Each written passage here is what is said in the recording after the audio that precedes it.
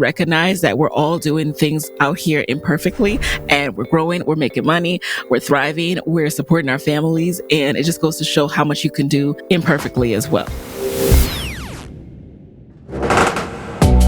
Hey friends, hey, now let's get into the episode. Today in the guest chair, we have Kiani Savoy and Sonia Smith, the founders and miracle workers behind the Merch Studio. They are what I often consider my best kept merch secret, but honestly, you've probably come across them. So they are the creators of any Side Hustle Pro merch you've ever seen, from my live show all the way to what's on my site now, sidehustleshop.co, including the infamous gold mug. And what they do over at the Merch Studio is their creative agency that help brands inspire connection by producing fresh and meaningful branded merchandise. I just love what they do, and I think that more businesses need to be more thoughtful in the creation of their branded merch. So I really hope that you enjoy this episode. Let's get right into it. Welcome to the guest chair, Sonia and Kiani. Thank you for being here. Thank you for having us. I am introducing you guys to my best kept merch secret, even though y'all are not a secret. Anybody in the merch game who's doing merch should know you. So you are the founders of the Merch Studio. Can you share a little bit about, first of all, how you are connected and how you decided to start the Merch Studio? Oh, wow. Okay, we are first cousins, and we have a background in marketing, event planning, graphic design. We have respectively owned our own businesses prior to joining forces, and we would always kind of get together during the holidays as a family to talk about our projects, our latest projects, and client needs. And at some point, it came up that clients began to ask for customized merchandise. And we were like, okay, that's the thing. What is this? How can we get our hands on it? And I'm going to let Kiani take over from here, because I think she really did the hard research behind how to even get into this industry. Well, truthfully, we both did. So I have a background in all of the marketing things, event planning and public relations. And Sonia has more of a graphic design and web design. I can build websites, but I'm self-taught, whereas Sonia, she actually went and got a degree in doing that. But at a certain point, we just felt like, there's something we don't know. Like, we see merchandise, we see people putting their logos on things. Some of it is kind of crappy. Some of it is beautiful. Like, what's the difference? And we just really found a white space in there that we felt like our backgrounds and what we brought to the table could really, really help some small businesses. Initially, that was our focus, was small businesses. And we really felt like we had something to offer, and that we had a unique point of view, and that we could even bring that marketing and that graphic design element to the table to elevate what we were seeing happening. So we did have to kind of do some homework. I actually read an article in a magazine. I think the magazine was called Frankie. And it was about some women who had a merchandising company. And when I read it, it just blew my brain. I'm like, this exists? Like, you can just do this as a job and it can be beautiful. Yes. Because we all know about, 4imprint. We know about the companies that, offer merchandise, but it feels more trinkety. It feels more kind of like an afterthought, like, okay, just a bag clip for some chips. It doesn't really it didn't really feel thoughtful. But what these women were doing was incredible. I mean, they had designed like a line for the Opera House of Sydney in Australia. Like, it was just extremely beautiful. Tennis rackets. And I was just like, wow. So this, it can be beautiful. It can be well thought out. And so that sparked something. Me and Sonia talked about it. Sonia actually worked for a company that did what we do. Prior to started. So she knew kind of the connections and some of the suppliers. She knew kind of where we should start and how to logistically get started. But that article was kind of what sparked it. We talked and we never looked back. Wow. Yeah, it all kind of blossomed around the same time.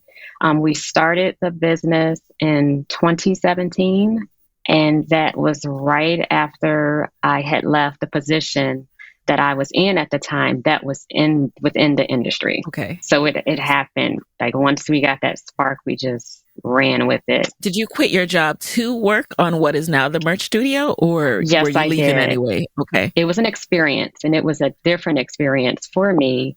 And I was only there for a short time, maybe 6 weeks, if that. What? And yes, very short. You hated it. You hated it. And it was not the best experience for me. Mm-hmm. And because I couldn't get the hang of things within the work environment. And so the employer and myself, we both mutually agreed, maybe we should part ways.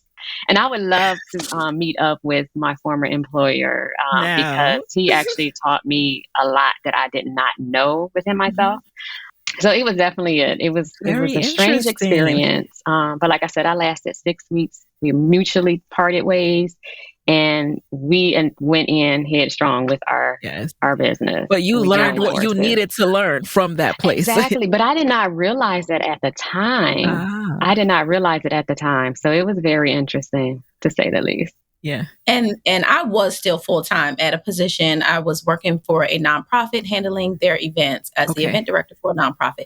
So I stayed on with my company for about 3 years after starting the business. Mm-hmm. And in 2020, decided to leave October 2020. So the pandemic started in March. Mm-hmm. Worked for a couple of months. We were home, isolated. And I just really felt that I could give it all I had if I were to, leave the company. So I thought about it, talked to my husband. I was listening to one of your previous recordings and someone else said the same thing. She talked to her husband. She set a time frame. Hey, if I can't, replicate my income, I'm going to go back to work. Did the same thing.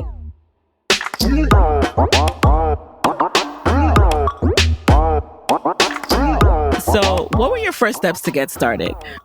I want to say it was sort of a rush because I would always say, let's do the business. Let's incorporate. And one day, I know we talk a lot. We go back and forth with saying what we want to do, but we never do it. So I went on ahead, took the initiative to incorporate us here in the state of Ohio, just to get things done and to get us started, because I knew we would prolong it if we didn't just, So that's how it kind of just started.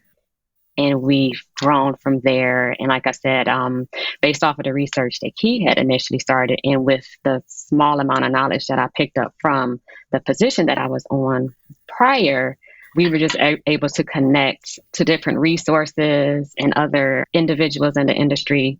And we just kind of expanded from there. Who were your first clients, though? When you started this, you knew you wanted to work with small businesses, but how did you get those first clients?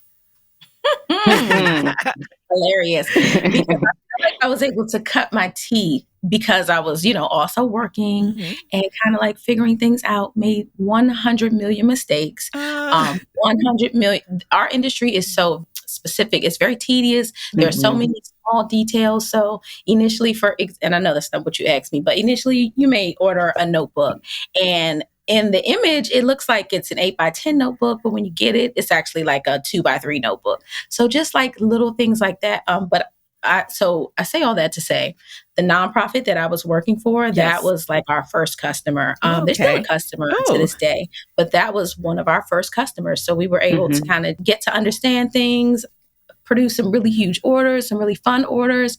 I was actually in charge of purchasing. So, I just got to have fun with it and make sure that, the things that we were selecting were really different. So my former boss, she would always say, these are really good. This is cool. I didn't look at this one. I put like my time and so much energy into like just the purchasing. So that was one of our first customers. And did you have to pitch them? I did not have to pitch them. Okay. Not them. But we did have to pitch tons of others. The Mom Friends was one of our first customers. Yes. So we did have to pitch them, and they were definitely one of the milestones for us. So we had been in the business for a while. We knew we could provide them something that was going to be really unique, really fun. And I do know one of the founders. I knew one of the founders of the Mom Friends. And I pitched it to her like, hey, we have some great ideas. And actually what we did was sponsored the tote bags for the conference that we did coming in. We sponsor that tote bag just to show her, like, okay, I we're love friends. those tote bags, by the way. I was like, Yeah. this is it. I'm so glad. Yes. We literally call this put us on the map. I actually have it, like, whenever we do presentations in the slideshow, it's like, this is the tote bag that put us on the map. Yes. And it just kind of changed the trajectory of our business in a way, gave us a different audience that we didn't have. So yes, we were working with some corporate audiences, but that kind of just gave us an entirely different audience. But so we sponsored the gift bag. We said, okay, even though we're friends, we want to show you that we can handle this. We can do some, create something really unique for you. And I appreciate that she gave us that opportunity. Yes, she did. And I would do it again. Like, we love to begin with gifting. Okay. Like, we love that. And it's definitely been a part of our recipe. Yes, you definitely did that for me as well. And I mean, it's such a great strategy because, and by gifting, again, Kiani's referring to sponsoring, saying, hey, we'd love to sponsor this and it's on us, like, let us do this. But then you get these reoccurring customers. And the next time the order is going to be like, 100x because you do such amazing work. But then what does that cost you from the startup angle, right? Like, how much did you have to invest while you were still getting those big clients? Sonia can probably speak to, like, the technical number. Yeah, I would say the investment for us primarily is a lot of time that we put into getting those, like, sponsorships and things started and going. It's time because we have to check, double check, recheck, make certain we can meet the demands of the quantity, the quality, and that turnaround time. So I would say, as far as like a time aspect, that is the most important that we have to give in order for those types of sponsorships to occur. And then because product is what we do, it's our currency. So for any business, you have your own currency. So, like, if you wanted to invest, from a podcast standpoint, I'm sure that counseling someone or consulting with them, that's like your capital. So you can control how much you put out. You can control what that resource looks like. So because that's like our capital, we're able to invest, and it doesn't hurt us as much because, again, that's what we do. That's our capital. Yes. And then we've even done a collaboration, and sometimes, we just kind of do collaborations. We did a collaboration. I think the collaboration may have cost like $30 for us to produce, some stickers for a coloring book or for a planner. So we add the sticker sheet to this planner, and it was just like a fun, easy, simple collaboration for us to do. But of course, the founder of that company posted on social media, and literally in 5 minutes, we had our biggest order ever at that time from that collaboration. Wow. I got on the phone, hey, oh my gosh, I just heard about you from this collaboration. So literally that cost us maybe $30, maybe $50. But so that's how we look at the return on investment. We also have a CRM, and we try to keep track of, okay, we collaborated with this person and what has come from that. So we tag every person who lets us know, like, hey, yeah, I heard about you from this person, I heard about you from that person. Yes. And that's really helpful as well. We still haven't got like an official number yet, but it's like really, that's our. And I know a lot of times we have a lot of repeat clients from certain sponsorships. They continue to return. So it's not only like a one-time thing, it's hopefully forever thing, because they continuously come to us from that one, sometimes just a one-time sponsorship.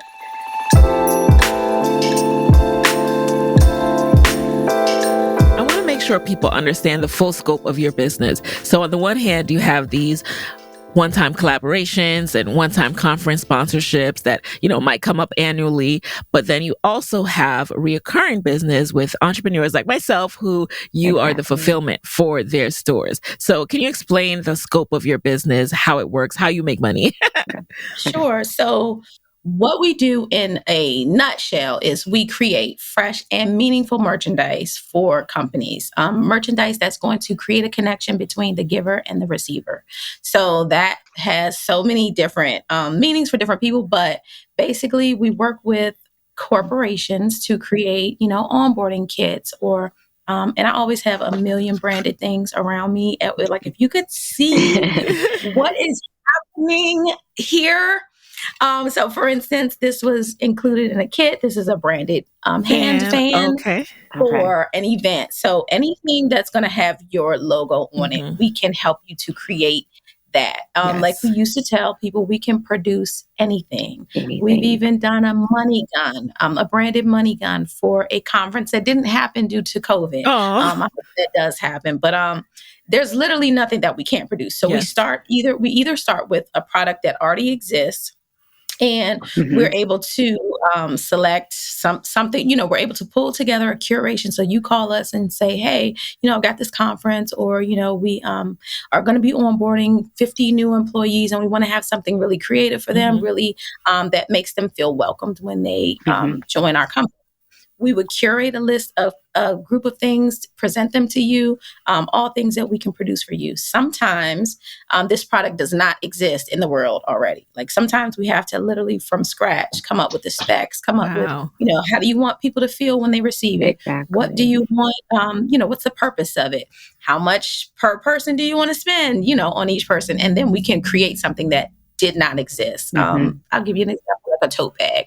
The specs for this particular tote bag didn't exist. The size didn't exist. So we had to partner with one of our suppliers and then the bag is called a cut and sew. So when it didn't exist, and then now we created it and it does exist. So we help customers to come up with products that are going to build connection for various reasons. And then for those of us who don't want to keep inventory or do the whole online, any print on demand, just any old print on demand website, you also offer that service of fulfillment. So how does that work? I'm only going to talk about this, and then Sonia, I want you to jump in. Yes, Sonia, you have to jump in. Sonia will not do this. So I do this because it's so hard for me to say no. So I'm the one who started. Like, what we need to fulfill for our customers, because we have a lot of people who come to us and they want to start something, but they don't want to ship packages every, day when they get orders. So I decided that I would do that in our DC office. I'm in the DC office in Ohio.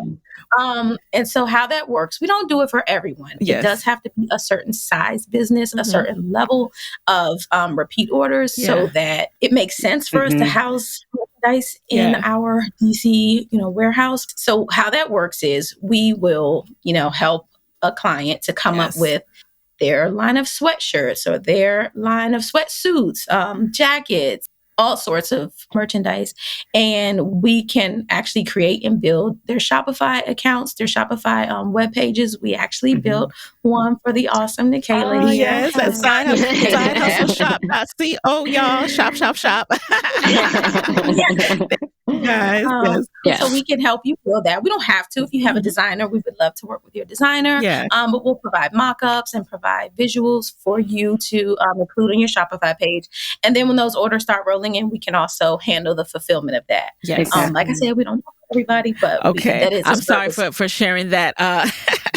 I'm sorry for sharing that little side of the business, but I thought that was so interesting because for years I had kind of put that on pause because it's just so much to manage. And I also didn't want to keep excess inventory. And I also still, as you guys know, still struggle with the balance of promoting merch versus promoting shows. And, it's because at the end of the day, everything needs energy behind it. Like you can't just have a shop like, if you build it, they will come. You have to constantly be driving people to that. So, that was the first step, but I'm still learning as someone with merch. And that's why I wanted to bring you guys on, because you are helping so many entrepreneurs to have amazing merch and to learn how to do it well. Thank you. So you mentioned, though, that when in the beginning, you were seeing some of the things that were not working, the pain points that you could solve for. What were some of those areas that you noticed, especially with small businesses? I know, like for myself, as far as the merchandise goes, everything was just so, I don't know what's a good word, stale, the same, something you just want to throw away, toss aside. Nothing like he would say like meaningful merchandise, putting thought behind the merchandise. It was just something that you toss in a closet or in your trunk or in the trash. So that's what I noticed at the very beginning. And I see it now. Everything is changing. It's more of like a retail experience almost for the merchandise prior versus like today, and Yes. throughout different industries as well. And a lot of people, they come to us for that reason, because they see and, the things that we have produced from the other events and or just from our Instagram page. This is different. This is something new and fresh. And so, yeah.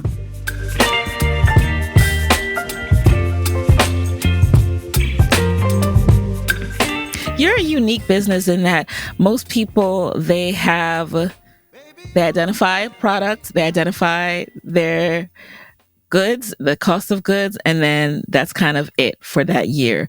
But you, because you're making customized solutions, you are constantly having to maybe reach out to new vendors or, figure out ordering times and all this different stuff. How do you manage that? Like, how do you manage working with a new client and then they want all this different stuff? You got to go figure out, manufacturing timelines, when you're going to get it in, what's realistic.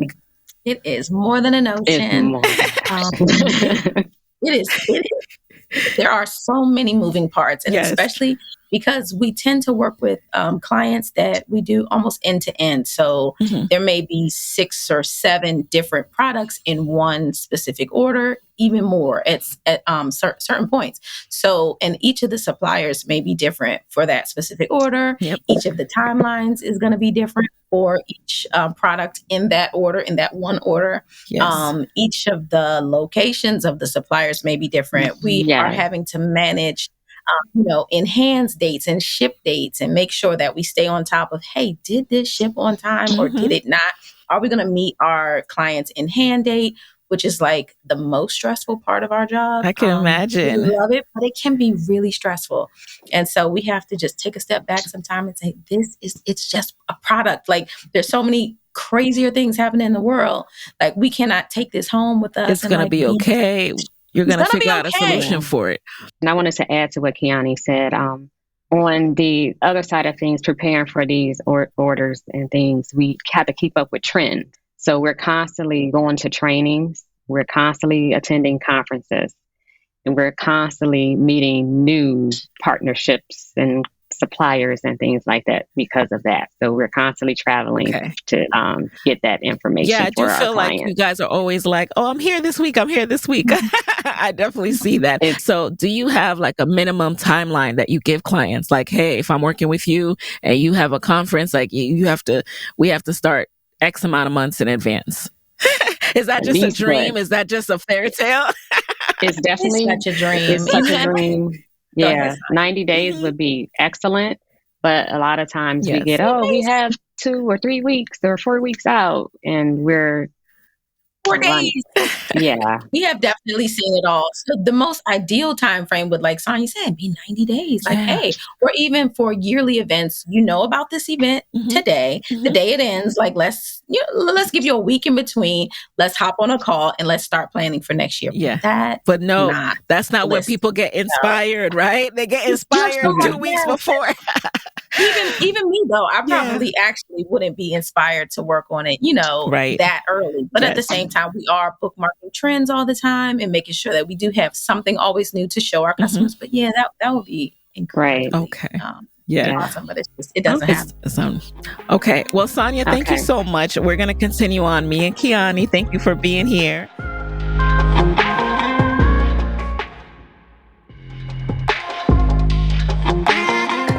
Now, Kiani, let's talk a little bit more about what it looks like from a team aspect. So how big is your team these days, and how are you managing these different projects? So our team, that I just wish Sonia was still here. But what do you say about this? We're definitely looking to grow our team now.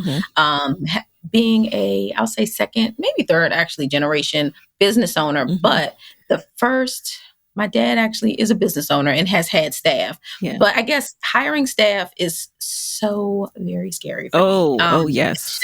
I can relate. Something I've never done. I'm not, I don't really look at myself as a leader per se.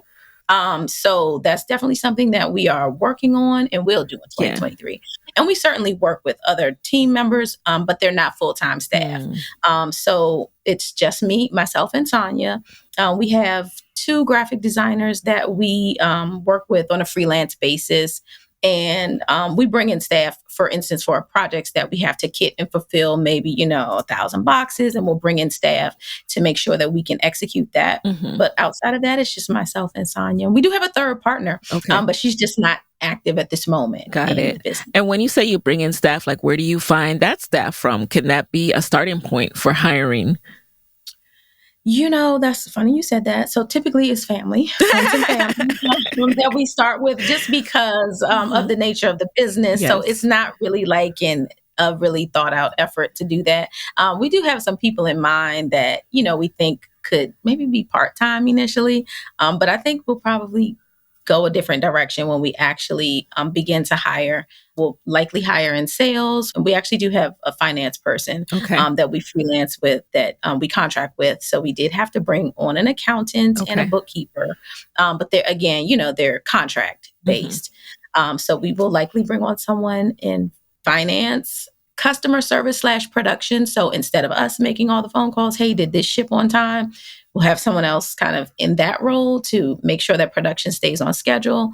And those are the places that we're looking to bring on some staff in the next. It was supposed to be the first quarter. So I would say by second quarter. You have a warehouse, right? Did you always have one from the beginning? And if not, at what point did you decide to open up that warehouse? So I actually don't have a warehouse. I just say that. No, I don't. Fun facts. I've been fooled. I don't care. Yes. We do have space, dedicated to. So I've got 3 spaces within my home that are fully merchandise at this point. So we are actually in the market for a warehouse space. And again, just one of those scary transitions that's like, okay, going from I don't have that overhead to we do currently have that overhead is, it's a little interesting, but we're actually in the process. I've all this week been looking at warehouse space. So currently, depending on the project, again, if I need a larger space, we'll make sure that we have access to a larger space that we can kit and fulfill things. Oftentimes, I don't have to have the merchandise like in my presence, and it's being produced somewhere else. Yes. But there are times when I do need to have it, physically in my space. Right. And I'm sure that's been helpful with keeping costs down, right? So that I can understand how that would be scary. I mean, I completely relate to that space of that transition point, and you get to those transition points, and no matter who you are, those transition points are intimidating. When you're used to doing something a certain way, it's been working, it's easier, you got it, you know how to do it like the back of your hand, and then this transition is going to come with change, and it is a little bit daunting at first. But I believe you. I mean, you guys are running a bigger operation than you think, and you are behind what you should be doing as far as a warehouse, for sure. Like, I would have thought you had a whole building by now. My husband would love if we did. So yeah. And I've interviewed every, person who already has a physical space. I'm like, okay, I think I've reached out to Primp about it. And I've reached out to Hazel O. She's got a salon. Of just like, what are some tips? What should I keep in mind? Yep. Should I do it? Should I go for it? Camp Space, Patrice. Yes. And I reach out to them all the time. Like, okay, is it time? And then there's another gentleman who's, mentoring me. He doesn't know it. But what he told me, the advice he gave me, he's like, every time we got a larger warehouse, our business grew, kind of by that %. So he's like, don't be intimidated. Don't be scared. You're doing what you're doing now, and you're going to end up doing more because you have more capacity. More people are going to see your space and things like that. So I'm excited, but it's just, it's just a little daunting. Yes. What you're talking about is making room for God to bless you. So like when you have this little space and, you can only accommodate so much, it's like, it's working. But what you don't realize is you're about to get this bigger space, and you're about to get you're about to get so much more business. So much. That's why he's pushing you.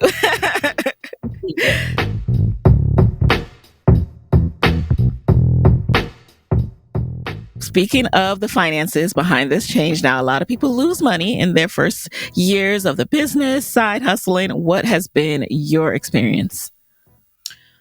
The funny thing is that we just brought in, our financial person. So to actually be able to speak to the numbers of like, did we lose money or did we, All I know is we did not pay ourselves for the first maybe 3 years, like at all. It was purely working. Things would come in. Now, granted, I did have a credit card that, I would just kind of use, but we did not pay ourselves. We did not, it was not a thing. Commissions, we would earn commissions, but we really didn't pay ourselves a commission, from each, project. We just did not do it.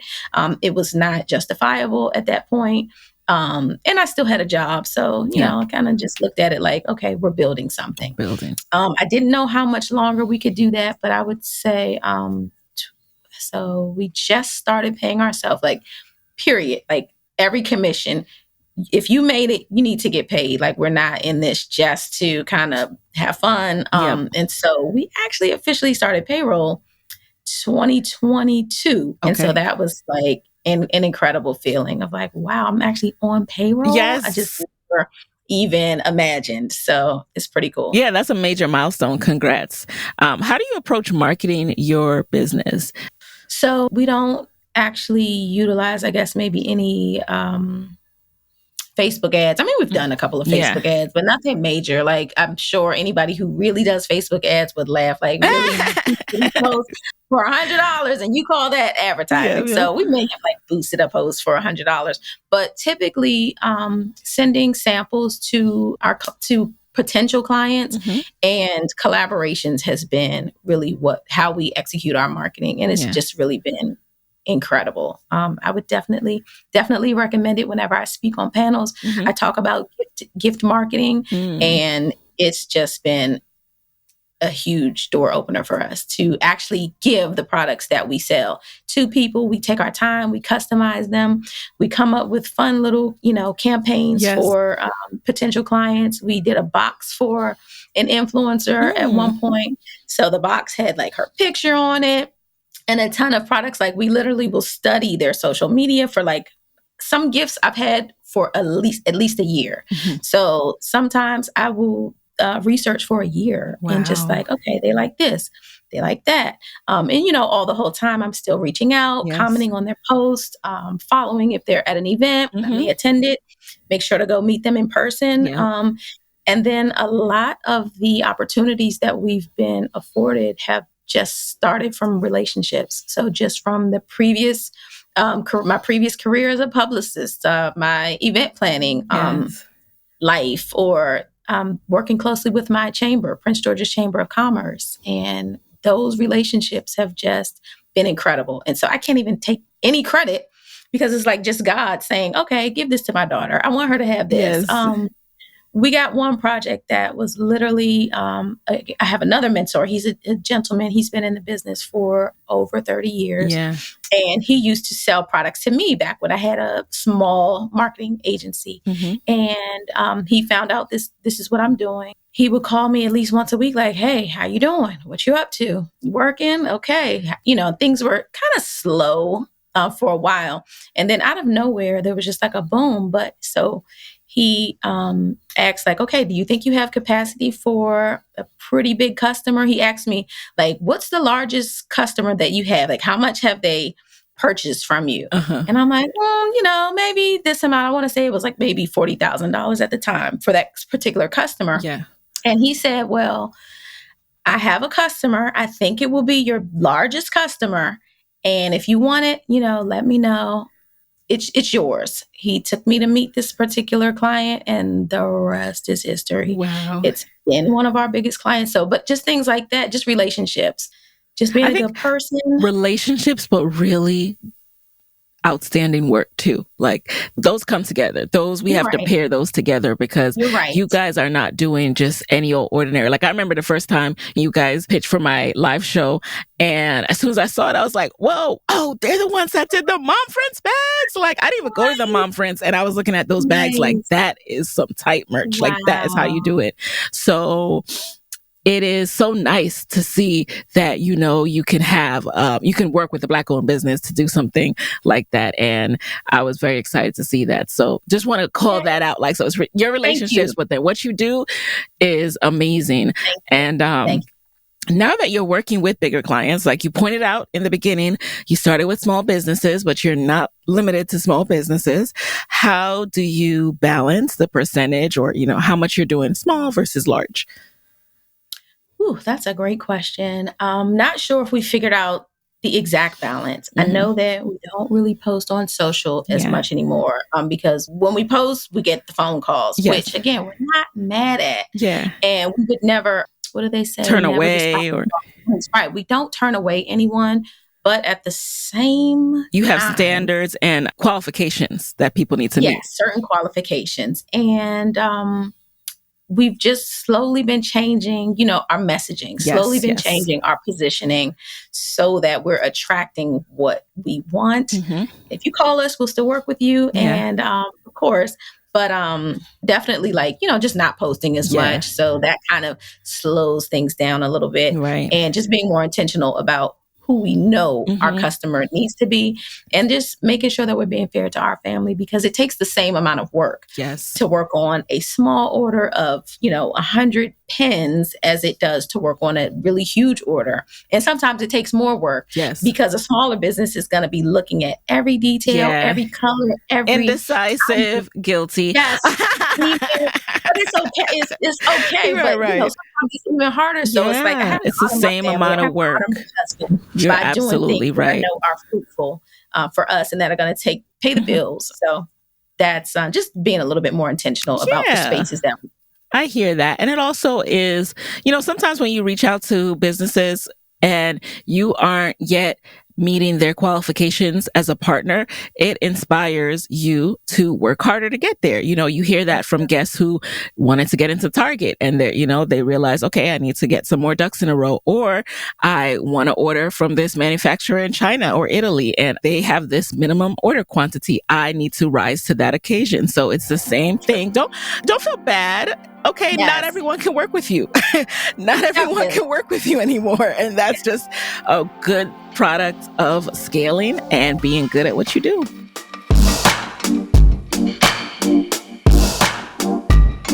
And the funny thing is, me and Sonia always say, if someone has already been working with us, we're certainly not going to we can't work with you anymore, darling. Right.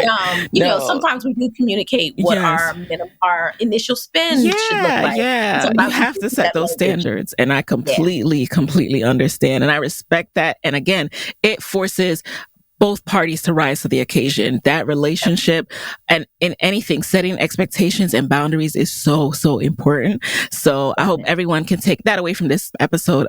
You're going to need to do it in your business as well, in your side hustle as well. And don't feel bad about it. So before we transition into the lightning round, I'd love to know how you pace yourself in business, meaning you have some clients that are recurring and you have more one-off projects as well. How do you do your projections so when it's time to get back to pitching, when it's time to, bring in X amount of new clients to meet your revenue goals? I don't think we're as strategic about that as maybe we should be. Last year, we did have our first retreat where we sat and we projected and we talked through the year previous. We talked through, the clients that are recurring and how much we could expect to receive, to return again. But we haven't been as strategic about that. It's more so... You have so much inbound interest. There's a lot. Yeah. So it kind of almost doesn't wane. The month I will say is always very quiet is January. But for some reason, we always get a crazy, different, weird order in January that makes up for the fact that everyone else is quiet. And we get this one crazy order. Sonia did 94,000 tote bags last year in January. And that just kind of set us up to say okay, even though everyone else is quiet, this particular order kind of carried us through that month. So we're beginning to get more strategic about setting goals and, what we want to go be for this month and that month. But we're not as strategic as we need to be because we are just kind of always juggling. Yeah. And there's going on. Right. And it's a small team, but I'm always curious about that. When a business has so much inbound interest, at what point do you have to say, okay, we probably should, even though we have, these old faithfuls and we know we're going to do this much and get this much interest, let's still kind of project it out. Let's forecast because we want to see trends like the January trend, right? We want to know what to expect. Definitely. And we have started, but it's not as tight as I think it should be. I mean, are any of us as tight as we should be? Don't let me be out here, giving the wrong impression. It's all about learning and growing, y'all. Learning and growing. Yeah. Nobody's perfect. And we're going to transition into lightning round, but I just want to emphasize that point a little bit more. I hope when we have these conversations, it frees you up to recognize that we're all doing things out here imperfectly, and we're growing, we're making money, we're thriving, we're supporting our families, and it just goes to show how much you can do imperfectly as well. So I hope you take that takeaway. So now let's jump into the lightning round. You just answer the very first thing that comes to mind. You ready? All right. Number 1, what is a resource that has helped you in the business that you can share with the Side Hustle Pro audience? I got to give you like 3. Okay. Notes in my phone. Like I have so many notes in my phone. Voice command is another one. I use my voice command like a pro. My husband jokes and makes fun of me all the time because you don't speak really properly. And then just lists in general. Wait, which voice commands on your phone? Yeah, just the where you can speak to text or speak to email. Yes. And then because of my long nails, it's easier to do it that way. Oh, so, okay. Yeah, I need to utilize that in Google Docs, but need to do it on the phone more. I love that. Okay, so number 2, who is a non-celebrity Black woman entrepreneur who you would want to just switch places with for a day, and why? I would say maybe Nicole Ellison. Mm-hmm. She's incredible. She's in construction. She's a woman-owned, Black-owned business owner, and she's just incredible. She's done a lot. She's from the Washington, D.C. area, and I just really respect her. So I would say, I learn a new name every time I ask this, so I'm like, okay, gotta write that down, research. Number 3, what is a non-negotiable part of your day? Coffee. Yeah. And Proverbs. I listen to Proverbs every day. So whatever day it is, I listen to that Proverb. So if it's Proverbs 1, I listen to Proverbs 1, the chapter. Oh, I like that. I might have to steal that. It's awesome. Yeah. It's awesome. And you always get a new nugget each time. So that's love that. Number 4, what's a personal habit that has significantly helped you in business? I would have to say gifting and just having great relationships and also note taking, having lists, having a to-do list, knowing, because I do have ADD. I'm sure of it. I have not been diagnosed, but I know it. And so just having a really tight list of like, this is what you need to do today. Because oftentimes I'll kind of forget, like, what am I supposed to be doing if I don't have that list? But when I have that list, it just smooth sailing. Got it. And then finally, what is your parting advice for fellow Black women entrepreneurs who want to start their business, be their own boss, but are worried about losing that steady paycheck? I would say 2 things. One is I've owned many businesses. I'm a serial entrepreneur. This is definitely my sweet spot, and I feel so comfortable in this space. But I would say I'm kind of like a natural salesperson, like not the traditional sense of sales, what you think it is. But like as I'm older, I realize that sales is kind of everything you say, everything you do, relationships. It's not really like cold calling. That's not sales. So what I would say is that I realize naturally I can sell things to people, but I need to make sure that what I am selling is going to be enough to cover the expenses. So that's why I'm not doing certain businesses, because I just realized like I'll never be able to sell that at the scale that I need to sell that. And also, have an income or support my family. So just finding like what that is for you, for serial entrepreneurs who are like, I want to do this and I want to do that. Well, can you scale, can you visualize that? Is the price point high enough that you can even, make it make sense? You're so right. Let's leave it on that note. Make it make sense, y'all. when the dollars add up, when it makes sense, you have more confidence in this. So, I always say you make the plan, work the plan. You will feel confident in yourself when you make a plan that is going to make you money. There's nothing that gives you more confidence than knowing that you are going to be able to support yourself and your family with what you have planned. So if you don't have that yet, keep working on it. Keep side hustling, keep the day job, and don't worry about it. All right. So where can people connect with the Merch Studio after this episode? Oh, awesome. So you can connect with us on our website, themerchstudio.com. You can also connect with us on social, on Instagram, at The Merch Studio, and LinkedIn, which is where we've been spending a lot more time lately. So if you're on LinkedIn, by all means, please come find us. Yes. Say hello. All right, guys. And there you have it. Kiani, thank you so much for being in the guest chair. Sonia, thank you as well. And you guys, I will talk to you next week. Hey guys, thanks for listening to Side Hustle Pro. If you like the show, be sure to subscribe, rate, and review on Apple Podcasts. It helps other side hustlers just like you to find the show. And if you want to hear more from me, you can follow me on Instagram at Side Hustle Pro. Plus, sign up for my 6 Bullet Saturday newsletter at sidehustlepro.co/newsletter. When you sign up, you will receive weekly nuggets from me, including what I'm up to, personal lessons, and my business tip of the week. Again, that's sidehustlepro.co/newsletter to sign up. Talk to you soon.